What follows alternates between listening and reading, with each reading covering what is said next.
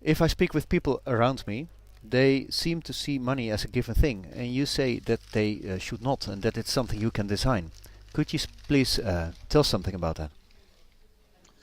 Well, we have multiple layers of reasons why we have a blind spot in the monetary domain. The first one is historical. If you put in one box all patriarchal societies in history, you will find that they always have the same kind of money system we do, i.e., a monopoly, centralized control with interest, and that is controlled top down. In all matrifocal societies, societies that honor feminine values, you always have a dual currency system.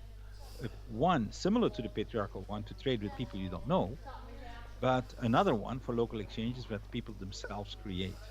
So now we have basically been for 700 years back on a monopoly of a currency just run by different people, kings, well, actually initially cities, kings, emperors, and so on. So we've gotten so much used to the idea of a single currency that we cannot even think outside of that box.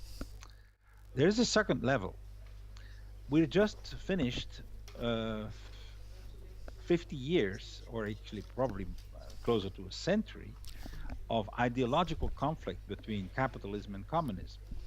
And there's a huge amount of research and interest on what makes them different.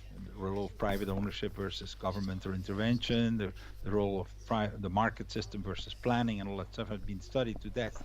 However, what's interesting, neither one of them actually considers the monetary variable as a variable. In other words, both accept the idea of a monopoly of bank debt money run simply in a communist system by the government. That government happens to be the owner of the banks, while in the private sector, in the capitalist system, it's the private sector that owns the shares of the banks. So the system is common to the two, and therefore it adds to the blind spot. We don't see what's common to the whole debates. And that's also true within each one of the schools. In the classical, the Austrians, Keynes, and neoliberal, all of them accept the monopoly of national money as a given. So we don't see what is common to all of them. There's also a third level, which is that there is a taboo from an academic perspective to talk about changing the money system. The Nobel Prize, for example, of economics is not a Nobel Prize like all the others. It is a prize in honor of Alfred Nobel and is decided by the board of the Central Bank of Sweden. And it's paid by the board of the Central Bank of Sweden. So if you want to go ahead academically, it's not a good idea to touch on the money topic.